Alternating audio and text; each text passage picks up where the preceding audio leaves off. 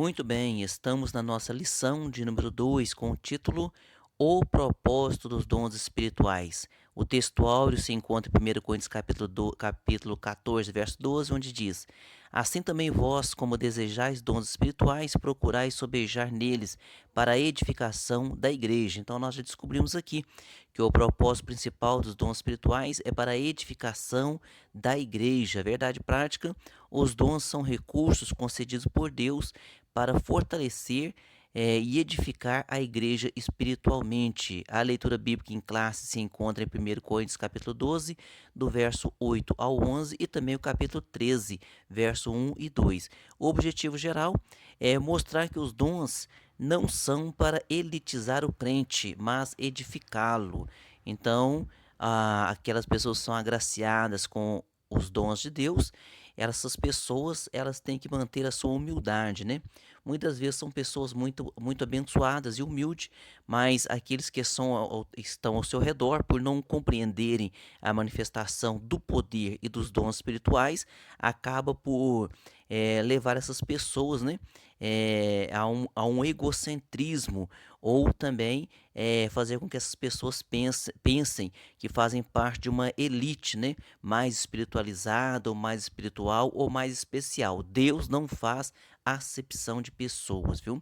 Introdução diz: nesta lição estudaremos o verdadeiro propósito dos dons espirituais concedidos por Deus à sua igreja. Na parte um, o título: Os dons não são para elitizar o crente. No item um, a igreja coríntia. No item 2, uma igreja de muitos dons, que é a igreja de Coríntios, né? Uma igreja de muitos dons, mas carnal. No item 3, dom não é sinal de superioridade. Então vamos lá, no item um, a igreja coríntia. A igreja em Corinto localizava-se numa cidade comercial próxima do mar, sendo uma das mais importantes do Império Romano. Então essa cidade, a igreja que localizava nessa cidade, essa cidade era muito importante, muito rica, né? E também era marcada pelo culto idolátrico.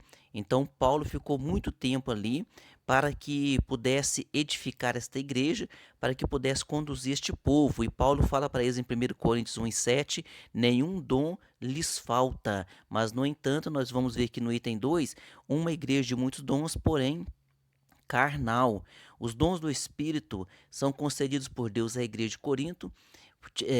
A igreja de Corinto, nós vamos ver que os dons do Espírito concedidos por Deus à igreja de Corinto tinham por finalidade prepará-la e santificá-la para o serviço do Evangelho. E então, o que havia naquela igreja? Naquela igreja havia muitas divisões, inveja e também imoralidade sexual. Então, Paulo dizia para eles: não lhes falta nenhum dom. Porém, através de tantos problemas que havia naquela cidade, o próprio Paulo disse a eles: Vós sois carnais. Por quê? Porque havia muitas divisões. Uns diziam que era de Paulo, outros de Pedro, outros de apóstolo. E Paulo, então, estava explicando para eles ali como deveria ser o seu modo de proceder.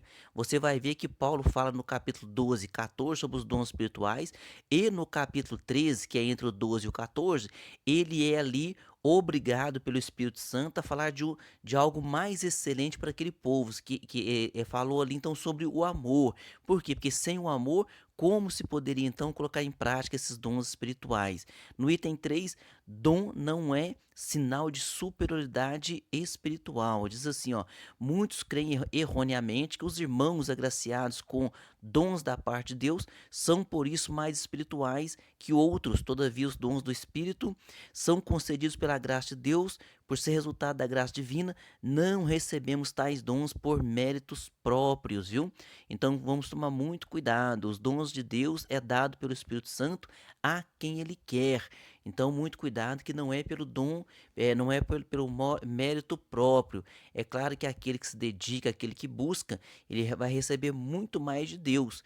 Mas não para o seu engrandecimento, mas para o engrandecimento da obra do Senhor Jesus.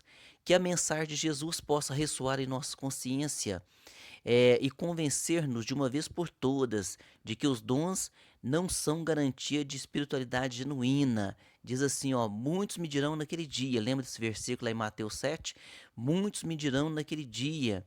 Dirão o que para o Senhor? Dirão assim, ó: Senhor, Senhor, não profetizamos nós em teu nome, e em teu nome não expulsamos demônios, e em teu nome não fizemos muitas maravilhas? Então lhes direi abertamente: nunca vos conheci, apartai-vos de mim, vós que praticais a iniquidade. Então, tomar muito cuidado, porque dom espiritual não é certificado de salvação, não é certificado de espiritualidade. Por isso, nós temos que ter muito equilíbrio e ensinar sobre os dons para que a pessoa não seja, não entre em vanglória, né?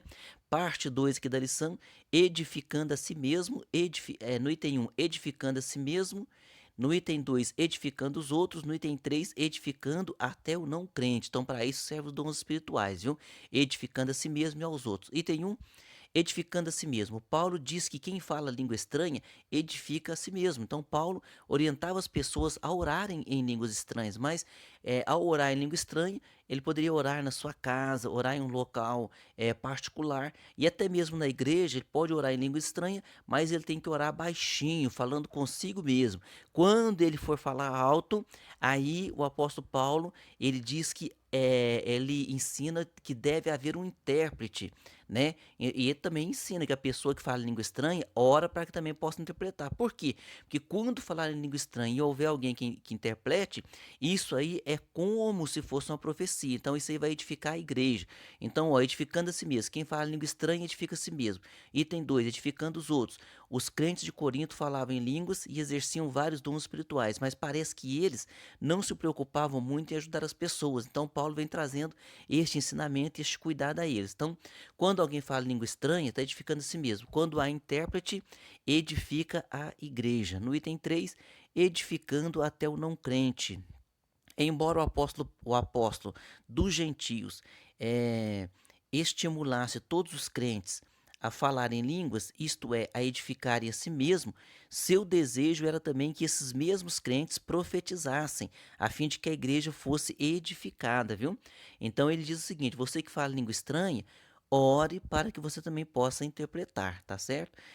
Uma das explicações que na Bíblia de Estudo de Aplicação Pessoal diz assim, ó: embora o próprio Paulo falasse em línguas, enfatizava a profecia, porque esta edificava a igreja inteira, enquanto falar em línguas beneficiava principalmente o falante, tá certo?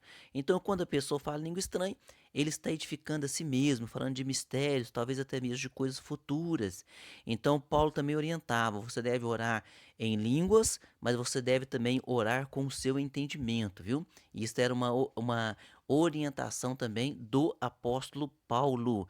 Na parte 3 e última aqui da nossa lição, edificar todo o corpo de Cristo. No item 1, os dons na igreja. No item 2, os sábios arquitetos do corpo de Cristo. No item 3, despenseiros dos dons. No item 1 aqui, os dons na igreja. Na primeira carta aos Coríntios, Paulo dedica 2 capítulos, o 12 e o 14, para falar a respeito do uso dos dons na igreja. O apóstolo mostra que quando os dons são utilizados com amor, todo o corpo de Cristo é edificado.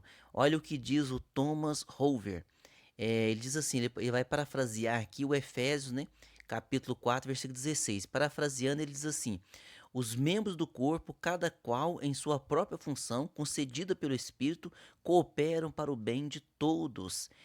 O amor é essencial para os dons espirituais alcançarem seu propósito. Então, por isso que entre o capítulo 12 e o capítulo 14, Paulo fala ali, né, no capítulo 13, ele enfatiza explicando sobre o amor. Se eu não tivesse amor, nada disso adiantaria, viu?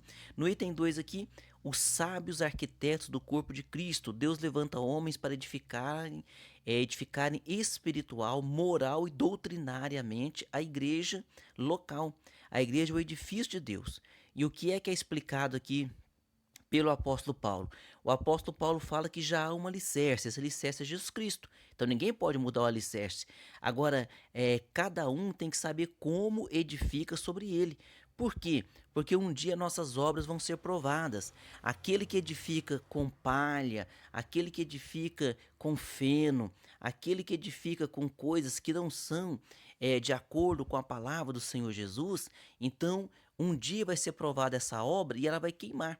Agora que aquele que usa a palavra, aquele que edifica, que ensina o corpo de Cristo de acordo com a palavra, com as santas escrituras, que tem esse temor em ensinar a igreja, os obreiros que têm esse temor, eles estão edificando sobre um alicerce maravilhoso que é o Senhor Jesus Cristo, e naquele dia, quando as suas obras forem provadas, vai ver então que essas suas obras são ouro, são prata, suas obras são valiosas e vai permanecer. Então que Deus ajude a cada obreiro a permanecer edificando o corpo de Cristo da maneira que deve ser feito, viu, irmão? Com amor, temor e usando as santas escrituras. No item 3 também, nos dá aqui o exemplo como despenseiro dos dons. O apóstolo Pedro exortou a igreja acerca da administração dos dons de Deus. Ele usou a figura do dispenseiro, que antigamente era o homem que administrava a dispensa e tinha total confiança do patrão. O dispenseiro adquiria os mantimentos, zelava para que não entregassem, para que não estragassem e distribuíam para a alimentação da família. Dessa forma, o dispenseiro da obra do Senhor deve alimentar a família de Deus, deve ter este cuidado, viu?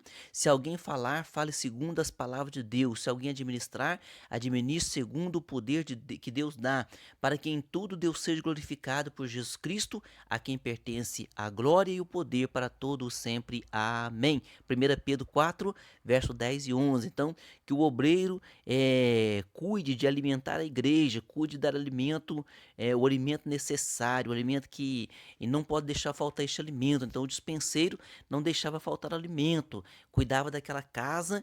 Então, assim deve ser o obreiro na casa do Senhor. Que Deus use a todos os obreiros e que sejamos verdadeiramente cooperadores nessa grande obra do Senhor Jesus. Conclusão: a Igreja de Cristo tem uma missão a cumprir, proclamar o Evangelho em um mundo hostil às verdades de Cristo e descrente de Deus. Diante desta tão sublime tarefa, a igreja necessita do poder divino. Os dons espirituais são um arsenal à disposição do corpo de Cristo, viu? Então, buscai com zelo os melhores dons, diz a palavra do Senhor. Vamos para as nossas perguntas. Pergunta número 1. Qual é o verdadeiro propósito dos dons divinos? Edificar a nós, edificar a si mesmo e também edificar a igreja do Senhor Jesus Cristo, viu? Esse é o propósito dos dons. Um exemplo, quando fala em língua, edifica a si mesmo. Quando essa língua é interpretada, edifica toda a igreja. Pergunta 2. De acordo com a lição, Paulo priorizava na igreja o ato de profetizar ou o de falar em línguas. Quer dizer, então Paulo, ele estava priorizando o ato de falar em língua ou de profetizar. E o porquê? Nós respondemos que é o ato de profetizar. Por quê? Porque a profecia edifica a toda a igreja. E o falar em línguas edifica só a pessoa que está falando. A não ser que haja intérprete, aí a função fica sendo a mesma da profecia e edifica a igreja, correto?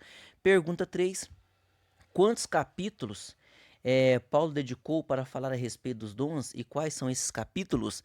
A resposta aí na revista está errada, viu?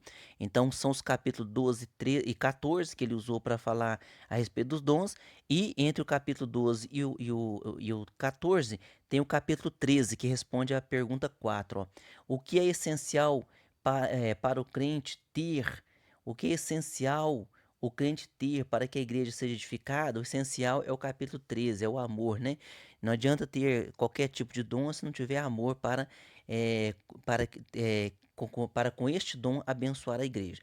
Pergunta 5, segunda lição, o que fazia o dispenseiro? Então Pedro dá o exemplo que o obreiro é o dispenseiro, era a pessoa responsável por administrar a dispensa, não deixar faltar a comida, o alimento à família. Então o obreiro cuida da família espiritual que é a igreja. Que Deus abençoe a cada um e até a próxima aula. Amém.